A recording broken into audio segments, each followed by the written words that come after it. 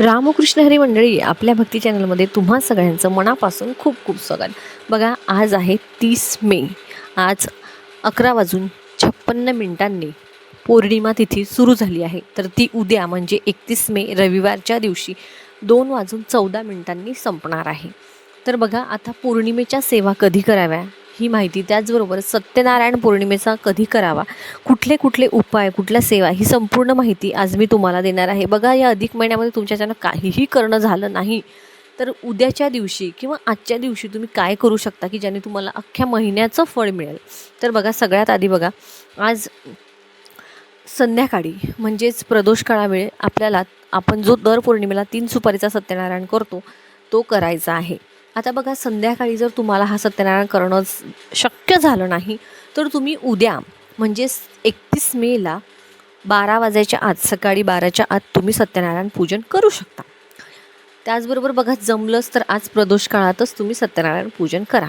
दुसरी गोष्ट, आता बघा, ही आपण उदय तिथीनुसार ज्या काही सेवा आहेत त्या करत असतो. म्हणजे आपल्याला सगळ्या ज्या काही सेवा उपासना आहेत त्या उद्या करायच्या आहेत, म्हणजेच 31 मे रविवारच्या दिवशी करायच्या आहे.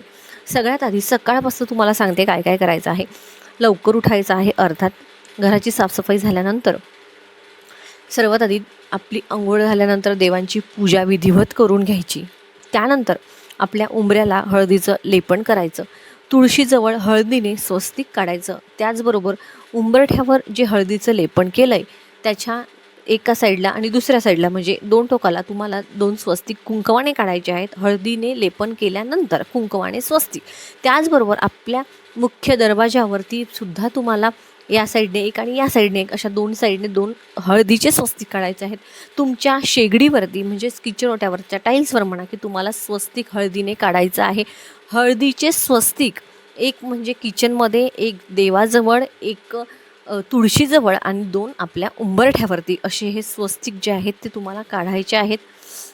बघा, त्याचबरोबर आपल्या देवघरातली आपण व्यवस्थित जशी पूजा करतो तशी करून घ्यायची आहे. आता उद्याच्या दिवशी तुम्हाला पुरणाचे धोंडे, आता धोंडे कसे बनवतात हे सगळ्यांना माहिती आहे. आमच्याकडे तर म्हणजे साधेच असतात, असं काही त्याला अवघड नाही आहे. आपण जसं पुरण बनवून जसं मोदक बनवतो ना, त्याच पद्धतीने, फक्त त्याला मोदकाचा आकार न देता गोल गोल अशा प्रकारचे धोंडे बनवून ते वाफून मग तळले जातात. आता तुमच्याकडे कशा पद्धती बनवतात ते बघा. तर बघा, 33 पुरणाचे धोंडे तुम्हाला बनवायचे आहेत. आणि बघा, आपल्या कुलदेवतेची आपल्याला या दिवशी ओटी भरायची आहे. आता कुलदेवतेची ओटी भरण्यासाठी, कुलदेवतेची ओटी कशी भरावी, काय काय साहित्य याचा मी सेपरेट व्हिडिओ केला आहे. तरीसुद्धा तुम्हाला एक शॉर्टमध्ये सांगते की बघा, तुमच्याच्याने यथाशक्ती जशी तुम्हाला जमेल तशी ओटी तुम्हाला भरायची आहे. जरी तुम्हाला साडी किंवा नऊवार घेणं जमलं नाही तर तुम्ही साधं खणाचं ब्लाऊज पीस घ्या, पण ते तुमच्या पैशातलं असावं. त्यावर 5च का होईना हिरव्या बांगड्या ठेवा, खारी खोबरं, हळकुंड, सुपारी, एका खोबऱ्याचा तुकडा, खडीसाखर आणि एखादा गजरा, एवढं ठेवलं तरी चालेल. मात्र ते मनाभावापासून ठेवा, तुमच्या स्वतःच्या पैशातनं घेऊन ठेवा. आता बघा, हे कसं करायचं आहे. तर सगळ्यात आधी आपल्या घरातल्या देवांची पूजा झाल्यानंतर तुम्हाला एक छान देवघरासमोरच एक पाट ठेवायचा आहे. पाटावरती एखादं वस्त्र टाकायचं आहे. त्यानंतर बघा, आपल्या देवघरामध्ये जो कुलदेवतेचा जो मंगल कलश असतो तो आपल्याला उद्या स्वच्छ घासून पुसून परत भरायचा आहे. जरी तुम्ही शुक्रवारी मंगल कलश घासून पुसून भरला असेल तरीसुद्धा उद्या पौर्णिमेच्या दिवशी आपल्याला कुलदेवीची सेवा करायची आहे. तर तो जो आपला देवघरातला मंगल कलश आहे तो घ्यायचा, स्वच्छ घासून पुसून घ्यायचा, पाणी बदलायचं, त्याच्यावरती स्वस्तिक वगैरे काढायचं. त्यामध्ये सुपारी, पैसा, हळदी, कुंकू, अक्षता, फुलं, जे काय आपण जसा करतो, 5 आंब्याची किंवा नागवेलीची पानं, एक नारळ, असा तो मंगल कलश जो आहे तो त्या पाटावरती आपल्या डाव्या हाताला आपल्याला ठेवायचा आहे. थोडीशी तांदळाची रास ठेव. त्यानंतर बघा, आपल्या कुलदेवतेचा फोटो असेल तर तो तुम्हाला तिथे ठेवायचा आहे. फोटो स्वच्छ पुसून घ्या आणि तुमच्याकडे कुलदेवतेचा टाक असेल किंवा मूर्ती असेल पितळेची तर त्यावरती तुम्हाला ओम कुलदेवताय नमः किंवा तुमच्या कुलदेवतेचा मंत्र तुम्हाला येत असेल तर तो मंत्र म्हणत तुम्हाला स्वच्छ पाणी, पंचामृत आणि परत स्वच्छ पाणी, असं जितक्या वेळा जमेल, 11 वेळा, 21 वेळा, 51 वेळा जमेल तेवढा अभिषेक तुम्हाला करायचा आहे. ओम ऐं ह्रीं क्लीं चामुंडाय विच्चे असं म्हणत तुम्ही केला तरी देखील चालेल. आता तुमच्या कुलदेवतेचा मंत्र तुम्हाला येत असेल तर तुम्ही म्हणत अभिषेक करू शकता. आता कुणाचा प्रश्न असा असेल की आमच्याकडे फक्त कुलदेवतेचा फोटो आहे, आमच्याकडे कुलदेवतेचा टाक नाही आहे किंवा कुलदेवतेची मूर्ती नाही आहे, तर मी तुम्हाला सांगेन की तुम्ही ते घेऊन या. किंवा जर तुम्हाला नसेल आणायची तर तुम्ही एक छानशी सुपारी घ्या, जी कुठेही किडलेली, बिडलेली, फुटलेली, तुटलेली, चीर पडलेली नसेल. देवपूजेसाठी वापरली जाणारी एक सुपारी घ्या, तिला कुलदैवत माना आणि तिला तुम्ही अभिषेक करा. आणि 2 विड्याच्या पानावर थोडेसे तांदूळ ठेवून त्यावरती हळदी कुंकू अर्पण करून ती सुपारी स्वच्छ बनवून कुलदेवतेचं नामस्मरण करून ती सुपारी तुम्ही त्यावरती ठेवा आणि तिला तुम्ही हळदी कुंकू अक्षदा फुलं अर्पण करा. आणि बघा, मूर्ती असेल तर काही प्रॉब्लेमच नाही. आणि त्याचबरोबर आता तिथेच तुम्हाला तुमच्या कुलदेवतेला कुंकुमार्चन करायचं आहे.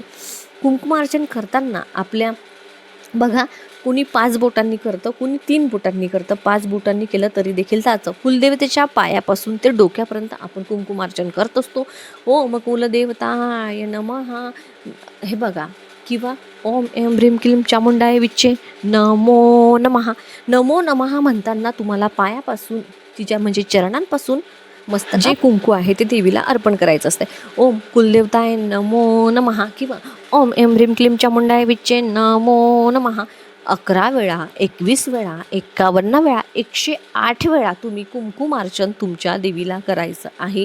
दुसऱ्या दिवशी ते कुंकू उचलायचं, डब्बीमध्ये भरून ठेवायचं. मिस्टर असतील, मुलं असतील, महत्त्वाच्या कामासाठी जात असतील तर त्यांना त्या तिलक त्याचा करायचा.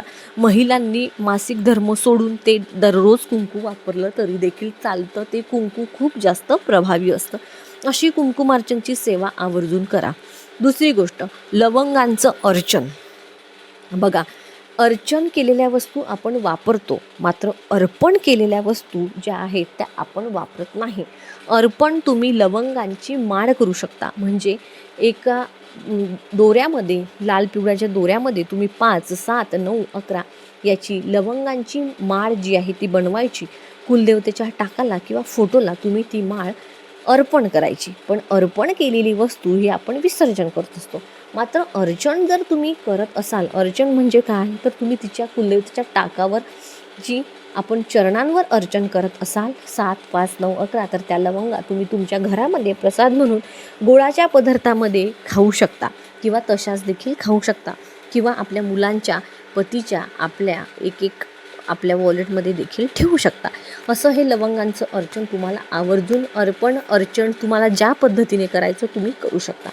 तिसरं म्हणजे असं की बघा, तुम्हाला या दिवशी तमालपत्र, कापूर, लवंगा ह्या अशा समप्रमाणात तुम्हाला एका वाटीमध्ये जाळायच्या आहेत. कारण हा लवंगाचा जो सुगंध असतो तो आपल्या कुलदेवतेला अतिशय प्रिय असतो.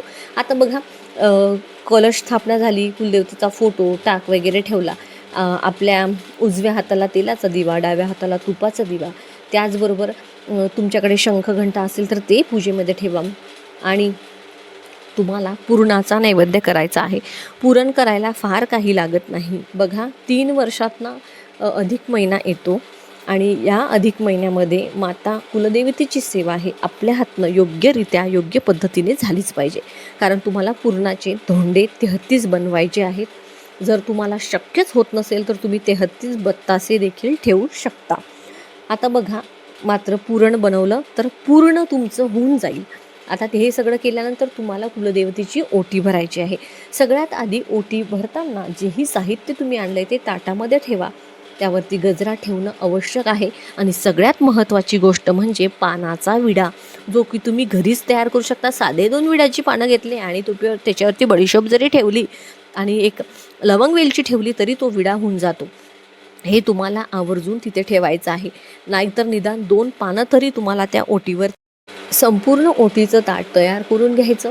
त्यानंतर बघा, 9वारी जर साडी तुम्ही आणली तर अतिशय उत्तम. 9 देवीच्या 9 रूपांची पूजा आपल्या हातनं होते. आणि तर बघा, आपल्या परिस्थितीनुसार आहे, तुम्हाला जसं जमेल तसं.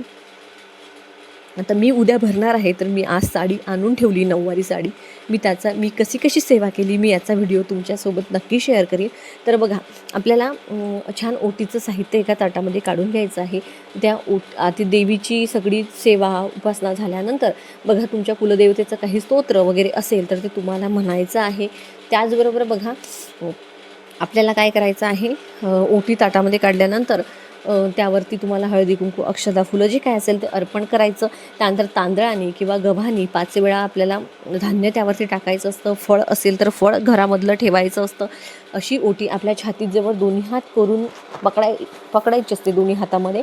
आणि बघा, आपल्या छातीजवळ पकडून नंतर मस्तकाला लावायची आणि आपल्या घरातील पतीला, मुलांना देखील ते मस्तकाला ते नारळ जे ओटी आहे ती लावायला सांगायची आणि नंतर ती देवीच्या चरणांजवळ देवीला अर्पण करायची. नंतर पाणी फिरवायला मात्र विसरायचं नाही बघा. किंवा मग खाली असा पाण्याचा भरीव मंडल तुम्ही काढू शकता.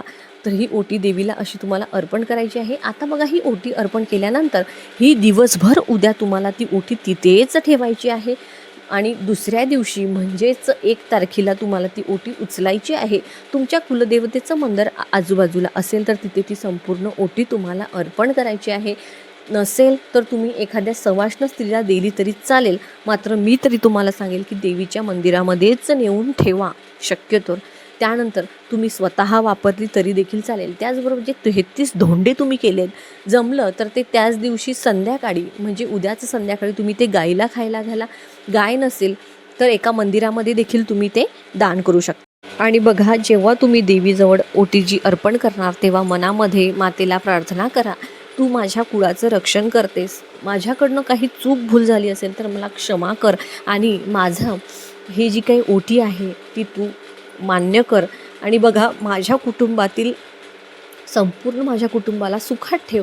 अशी आपल्या मनाभावापासून जमेल त्या साध्या सोप्या पद्धतीने आपल्याला मातेची, आपल्या कुलदेवतेची प्रार्थना करायची आहे. आता बघा, आपल्याला पौर्णिमेच्या दिवशी आपण माता लक्ष्मीची देखील पूजा आणि नारायणाची देखील पूजा म्हणजेच भगवान विष्णूंची पूजा करत असतो. तर हरकत नाही, आज आपण संध्याकाळी पौर्णिमेचं सत्यनारायण करणारच आहोत, तेव्हा आपण तिथे विष्णूंची पूजा करतो तर तिथेच आपण श्रीयंत्र ठेवायचं आणि श्रीयंत्राची पूजा करून त्याच्यावरती कुंकुमार्चन करायचं. ज्या महिला उद्या सकाळी 12च्या आत पूजा करणार आहेत सत्यनारायणाची, तर त्या महिलांनी देखील पूजेच्या बाजूला श्रीयंत्र ठेवावं आणि त्याच्यावर ओम श्री महालक्ष्मी नमो नमः, ओम श्री महालक्ष्मी नमो नमः 11 वेळा का होईना श्रीयंत्रावरती कुंकुमार्चन करायचं. श्रीयंत्र नाही आहे, जीही माता लक्ष्मीची मूर्ती असेल, फोटो असेल त्याच्यावरती कुंकुमार्चन करू शकता. आणि त्याचबरोबर भगवान विष्णूंची पूजा म्हणजे सत्यनारायण स्वरूपात आपण करणारच आहोत. विष्णू सहस्रनाम, महालक्ष्मी अष्टकम तुम्ही आवर्जून म्हणा. त्याचबरोबर आपल्या कुलदेवाचं जे काही स्मरण तुम्हाला जमेल ते करा, आरती करा. बघा, कणकेच्या पिठाचे 7, 5, 9 असे दिवे देखील तुम्ही लावू शकता. नसेल लावायचे तर साध्या तुपाच्या दिव्याने मातेची आरती करा. ती आपल्या कुळाचं रक्षण करते, कुळाचा उद्धार करते, तर तिचा मानपान हा आपल्या हातून झालाच पाहिजे. आता तुम्ही हे केलं म्हणजे तुमच्याकडे भरपूर गडगडींचे पैसा येईल असं नाही, मात्र 100 नाही 1001% सांगते, तुमच्या घरामध्ये शांतता, तुमच्या मुलांची, पतीची प्रगती म्हणजे 100% होणारच. माझा स्वतःचा अनुभव मी तुम्हाला सांगते. आपल्या कुलदेवतेचं जेवढं तुम्ही कराल ना त्याचं तुम्हाला चांगलंच फळ मिळेल. व्हिडिओ जर तुम्हाला आवडला, महत्त्वपूर्ण वाटला तर व्हिडिओला लाईक नक्की करा. आणि मी सांगते म्हणून नाही, बघा, तुमच्या घरामध्ये शांतता, सुखसमृद्धी, आरोग्य, ऐश्वर्य नांदो यासाठी आपल्या कुलदेवतेची उपासना आवर्जून करा. तुम्हाला याचा खरंच अनुभव येईल. मी माझ्या स्वतःवरून सांगते तुम्हाला, तुम्ही जेवढं कुलदेवतेचं कराल ना तेवढी शांतता आणि सुख हे तुमच्या घरामध्ये नांदेल म्हणजे नांदेल. व्हिडिओ जर आवडला, महत्त्वपूर्ण वाटला तर व्हिडिओला लाईक नक्की करा.